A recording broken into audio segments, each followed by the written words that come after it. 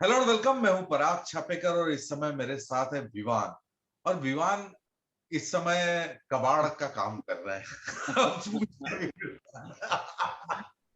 विवान विवान की फिल्म आ रही है, मैं दर्शकों को बता दूं।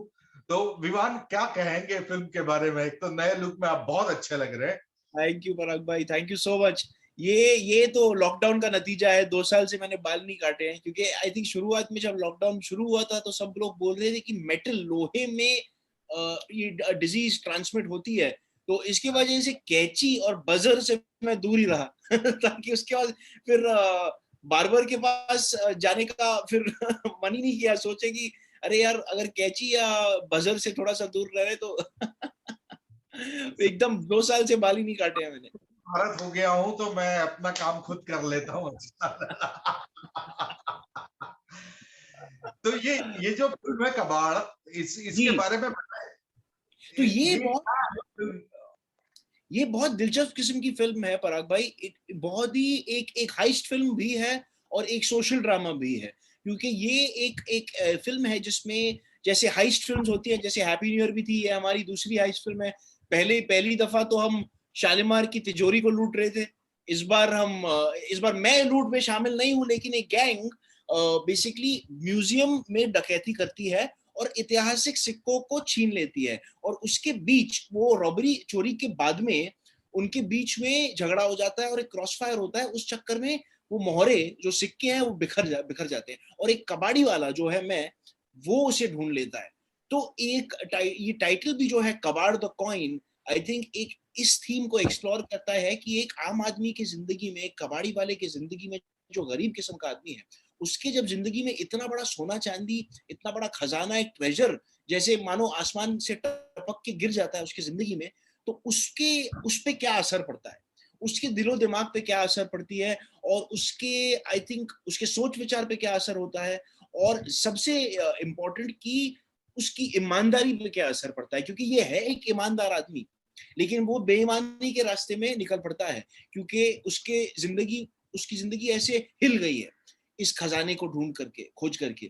तो ये एक बहुत ही फैसिनेटिंग थीम है इस फिल्म की कि एक एक एक आम आदमी की जिंदगी में जब इतना बड़ा, इतनी धन दौलत पहुंच जाती है, तो उस पर क्या असर पड़ता है, उसके उसके चरित्र पे क्या असर पड़ता है। आई थिंक ये एक बहुत ही फैसिनेटिंग कहानी है इसके बारे में, कबाड़ द कॉइन।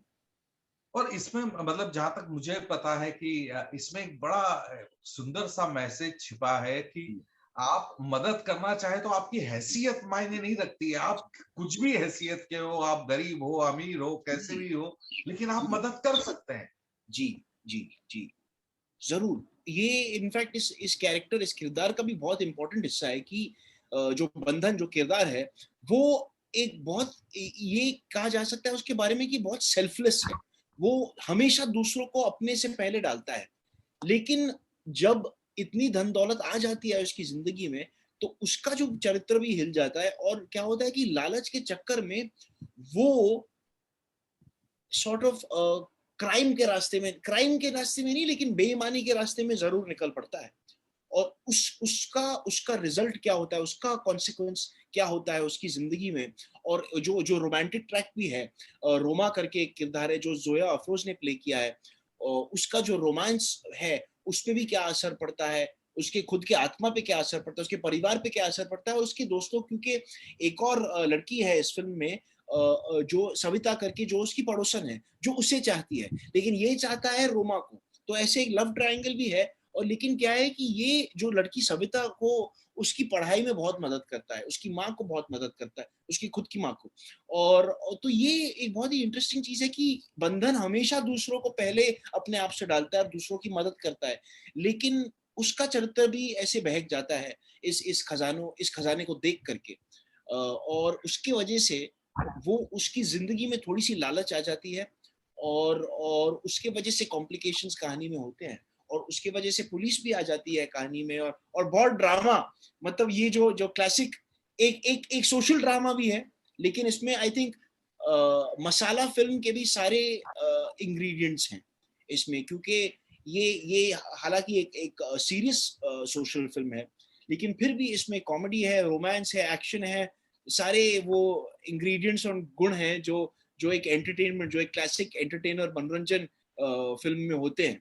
तो यही उम्मीद है कि ये बहुत मुश्किल समय चल रहा है पराग भाई सबके लिए ही, तो यही आशा है कि सब लोग की जिंदगी में हम थोड़ा सा रौनक ले आए, थोड़ा सा मनोरंजन ले आए 2 घंटे के लिए, कि थोड़ा सा सबका बोझ हल्का करें इस फिल्म के साथ। बहुत बहुत ये इच्छा है और आशा भी है इस फिल्म के साथ। आमीन, आमीन। आपकी इच्छाएँ पूरी हो। विवान थोड़ा सा आपको कैमरा पीछे लेना पड़ेगा, आपका हेडरूम कट रहा है। ओके ये सर। करेक्ट है, यस हाँ। जी जी जी। तो विवान मतलब हिंदी में एक कहावत है कि हीरा पायो गांठ गठियायो। मतलब जब हीरा मिल जाता है तो बार-बार उसको टटोलने में ही हीरा गिर जाता है। तो बिल्कुल, ये ये बहुत ही इनफैक्ट ये कहानी पे बहुत अप्लाई करता है ये मुहावरा। ये बहुत ही हमारी फिल्म का एक बहुत इम्पोर्टेंट, कहानी का बहुत इम्पोर्टेंट हिस्सा है ये, जो आपने कहा। बहुत कमाल का मुहावरा है ये। हाँ। सो बेसिकली हम लोगों की, हर आदमी की जिंदगी में एक ऐसा क्षण आता है बचपन में कि हम जी, हम बहुत सारा कबाड़ इकट्ठा करके रखते हैं और उस समय हमको बड़ा खजाना सा लगता है वो। जी, जो जी, जी। इवेंचुअली थोड़े समय बाद जब अपन बड़े होते हैं तो लगता है यार ये क्या इकट्ठा करके रखा था हमने। तो सबसे आपने क्या इकट्ठा किया हुआ है? बहुत बचपन में तो मैं बहुत पता नहीं क्या-क्या कबाड़ इकट्ठा किया करता था।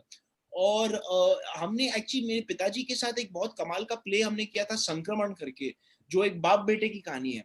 और उसमें जो पिताजी के जो किरदार है, जो मेरे फादर प्ले करते हैं, उसमें क्या होता है, वो किरदार, वो हमेशा एक छोटे से लोहे के बक्से में बहुत अजीब प्रकार की चीज़ें को भरते रहते हैं, कलेक्ट करते रहते हैं, ज़िंदगी भर जो चीज़ काम में कभी आएगी भी नहीं, फिर भी वो डालते रहते हैं, जैसे रिंच, हथौड़ा, चैनी, कुछ भी चीज़ ज़मीन पर लोहे का टुकड़ा पड़ा होता है तो वो उठा के डाल देते हैं बक्से में कि कभी काम में आएगा। तो वो उनका जो बेटा है उस प्ले में, उस नाटक में, वो बहुत उनको चिढ़ाता रहता है कि क्या है यार, पापा पता नहीं क्या कबाड़ खाना उन्हें खोल रखा है अपने घर पे, क्या-क्या चीज़ें तो ला के रखते रहते हैं अपने बक्से में, और उसमें कुंडियों में तेल डालते रहते हैं और उसको धूप में सुखाते रहते हैं। तो आई थिंक जैसे आपने कहा कि बचपन में भी और कभी-कभी बाद में भी हम ऐसी जो जो चीज़ों की शायद इस्तेमाल ना हो, हम उसे इकट्ठा करके जमा करते रहते हैं कि कभी किस दिन कुछ काम में आएगा।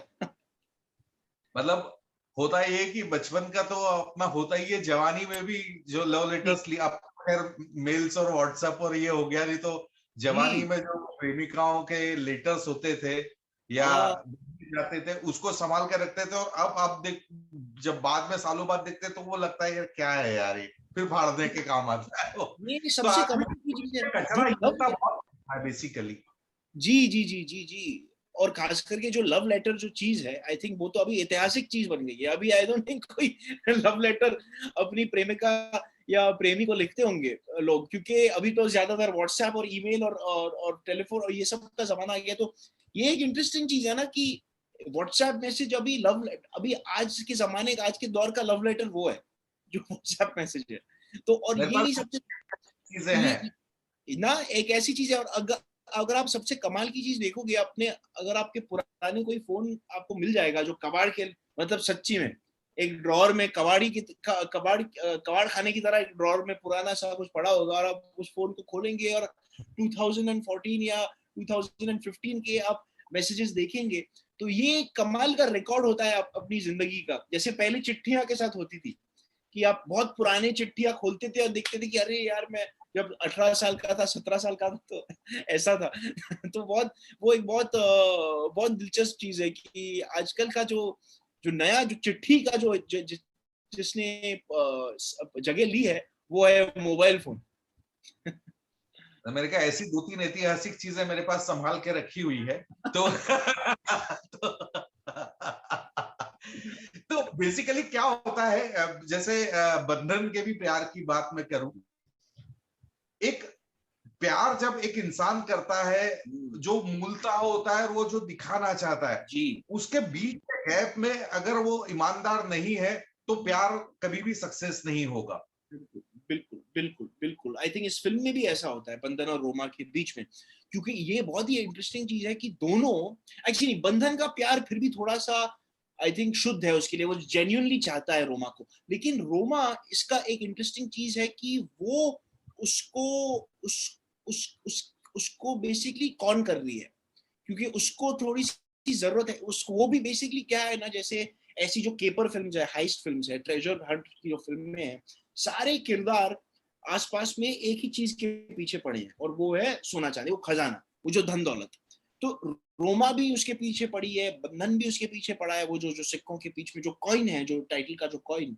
तो वो एक बहुत ही इंटरेस्टिंग चीज है कि रोमा और बंधन एक दूसरे के, उनका जो रिलेशनशिप है वो कैसे पलटता रहता है। और खास करके इस दौर में जब रोमा उसको रोमा बेसिकली बेईमानी करती है बंधन के साथ, कि क्योंकि वो एक्चुअली बंधन का जो खजाना है उसके पीछे है, और उसके प्रेमी के साथ वो दोनों मिलजुल कर इसे इसे उल्लू बनाने की कोशिश कर रहे हैं बंधन को। वो बहुत ही एक इंटरेस्टिंग कहानी का हिस्सा है कि वो कैसे होता है, उनका जो डायनामिक, उनका जो रोमांटिक डायनामिक और जो लव ट्रायंगल है, क्योंकि वो देखता है, क्योंकि वो रोमा को चाह रहा है जो शायद उसे नहीं चाहती है, लेकिन जो लड़की उसे चाहती है, जो सविता है, वो उसके बारे में सोचता नहीं है। तो एक बहुत ही इमोशनल सा मैसेज है इस फिल्म का। ये एक बहुत ही, आई थिंक, इंसानियत, इस फिल्म, आई थिंक की होपफुली इच्छा है कि इंसानियत जगाने की कोशिश करती है ये फिल्म दर्शक में। ये आई थिंक बहुत सारे ऐसे बहुत ही इंटरेस्टिंग मैसेजेस हैं इस फिल्म में, जो बस यही आशा है कि लोगों को, आई थिंक वो एस्पेक्ट, क्योंकि क्या है, कभी कभार मसाला फिल्म में अगर आप मैसेज डालोगे तो लोगों को बहुत ही लगता है कि अरे यार मुझे भाषण क्यों दे रहे हो, मतलब सोशल ड्रामा में ऐसा मैसेज कभी नहीं देना चाहिए, उसे हमेशा मनोरंजन के रूप में बांध के उसे पेश करना चाहिए दर्शक को, ताकि दर्शक को लगे नहीं कि फिल्म मुझे भाषण दे रही है। वो मतलब हमेशा बोरिंग हो जाता है ना ज्यादातर। हाँ, तो मैं बंधन कह रहा था। तो विवाद, ये फिल्म कब और कहाँ रिलीज हो रही है, दर्शकों को बताना चाहें आप? सर ये फिल्म रिलीज हो रही है कल 17 तारीख को 7 या 8 बजे को MX प्लेयर पर, कल MX। निकलेगी MX प्लेयर पर, चलिए 17th बढ़िया। Of May. उम्मीद करता हूँ कि ये खजाना जो है इंसानी रिश्तों का, हेरिटेज का, इमोशन का और प्यार का, जी ये दर्शक जरूर इसको जी, लूट ले जोर से। लेकिन साथ ही जरूर साथ ये भी जरूर। पता चला कि ये कोरोना काल में आप 2 साल से घर बैठे हैं, किस तरह से वक्त कट रहा जी, है? वक्त सर एक्चुअली हम एक्चुअली दोनों माता पिता के साथ हमने काफी सारे ऑनलाइन परफॉर्मेंसेस किए। तो खास करके इनफैक्ट मैं इस संडे को भी करने जा रहा हूँ, और दोनों मेरे फादर और मदर ने दोनों काफी सारे ऑनलाइन परफॉर्मेंसेस किए। तो हमने साथ में, ये भी कमाल की चीज थी कि हमें कोलैबोरेट करने का बहुत बढ़िया मौका मिला, क्योंकि हम सब एक जगह में थे, पूरे ध्यान से फोकस कर पा रहे थे काम पर। जैसे प्लेज, अगर कोई भी नाटक हम करना चाहते थे तो उससे एक ऐसे रूप में हमने डिवाइस किया कि वो घर पे किया जा सकता है बिना थिएटर की जरूरत से, क्योंकि आई थिंक थिएटर हमारे जिंदगी का सबसे इम्पोर्टेंट हिस्सा है। और जब वो नहीं कर पाए हम, क्योंकि थोड़ी देर के लिए थिएटर्स खुल गए थे, लेकिन अभी वापस दोबारा बंद हो गए हैं। लेकिन ऑनलाइन परफॉर्मेंसेस हमने खूब किए घर पे बैठे। और उसके उसके अलावा भी काफी काम, जो फिल्में ऑलरेडी बन चुकी थी, जैसे सूटेबल बॉय भी लॉकडाउन के पहले शूट हुई थी, और कबाड़ भी, तो उसका थोड़ा सा डबिंग का काम हुआ घर से जूम पे। वो एक बहुत ही नया प्रोसेस था सब, आई थिंक, कलाकारों के लिए, कि घर से बैठ के जूम पे कैसे काम किया जाए। बहुत ही इंटरेस्टिंग चीज है। और जनरली वो तो नॉर्मल चीजें जो होती है, खाना पकाना, घर पे गप्पे शप्पे करना दोस्तों के साथ, बहुत समय ही समय, अभी सबके पास समय की कोई कमी नहीं है। तो लेकिन बस यही यही प्रार्थना है कि आई थिंक सब लोग को मेडिकल फैसिलिटीज जो भी जरूरत है उनको मिले, खाना पीना मिले, जो जितने भी इम्पोर्टेंट फैसिलिटीज, जो भी रिक्वायरमेंट्स है लोगों को, हम कोशिश कर रहे हैं कि उन तक पहुंचाएं ये सारी चीजें। ये बहुत इंपॉर्टेंट चीज है अभी अभी इस वक्त के, क्योंकि खास करके जो सेकंड वेव हुआ है वो ज्यादा खतरनाक हुआ है। तो हम कोशिश कर रहे हैं, थोड़े से ऑनलाइन परफॉर्मेंसेस कर रहे हैं, फंड रेजिंग कर रहे हैं, डोनेशंस कर रहे हैं, और एक ऑनलाइन परफॉर्मेंस कर रहे हैं जिसमें थोड़े से हम फंड्स इकट्ठा कर पाए, ताकि वो ऑक्सीजन सिलेंडर्स के लिए जाएं, वेंटिलेटर्स के लिए जाएं। तो बस यही यही प्रार्थना है कि पूरा मामला अभी सुधारा जाएगा इंशाल्लाह। आमीन आमीन। मतलब मुझे याद है आज से 12-13 साल पहले नेशनल स्कूल ऑफ ड्रामा में नसीर साहब की क्लास में वो जी एक्टिंग और स्पेस की बात कर रहे थे, और अब कोरोना काल में जैसे आप बता रहे कि घर से ही, तो ये एक्टिंग और स्पेस ये एक नया इवॉल्व हुआ है मुझे लगता है। बिल्कुल बिल्कुल, क्योंकि ये भी एक चीज है कि एक्टर्स के लिए ये एक इम्पॉर्टेंट टाइम है कि वो अपने क्राफ्ट पे, अपने कला पे फोकस कर पाए और उसे इम्प्रूव कर सके। आई थिंक ये एक रियाज का समय जरूर है लोगों के लिए, क्योंकि आई थिंक सबसे इम्पोर्टेंट चीज होती है, खास करके आज के दौरान, आज के समय में, जब जो जो ओटीटी प्लेटफॉर्म्स पे जो जो लॉन्ग फॉर्म वेब सीरीज बन रहे हैं, उसमें और चैलेंजिंग रोल्स करने को मिल रहे हैं लोगों को। तो एक्टिंग के बारे में, अपने कला और क्राफ्ट के बारे में सीखने को अभी जो मौका मिला है, ध्यान से फोकस करके घर पे बैठे बैठे, आई थिंक वो एक बहुत इंपॉर्टेंट चीज है कि सारे एक्टर्स को और सारे कलाकारों को ये मौका लेना चाहिए अपने क्राफ्ट को सुधारने का, अपने कला पे ध्यान देने का, सीखने का और बेहतर करने का, ताकि जब जब दुनिया खुल जाए तब हमारे पास कुछ कुछ है टेबल पे लाने के लिए, कुछ कुछ हम प्रेपरेशन और मेहनत कर पाए, ताकि जब जिंदगी खुल जब जब दुनिया खुल जाएगी तब हम और बेहतर प्रकार से हमारा काम कर सके। बिल्कुल सही बात है विवान। चलिए, आपकी फिल्म सब देखें, सब पसंद करें, मैं ये दुआ करूंगा। और आप भी अपना ध्यान रखिए, माता पिता का ध्यान रखिए, और गॉड ब्लेस, खुश रहिए। Thank you so much Parag भाई, great talking to you. Take care same sir. Here. Take care sir, bye.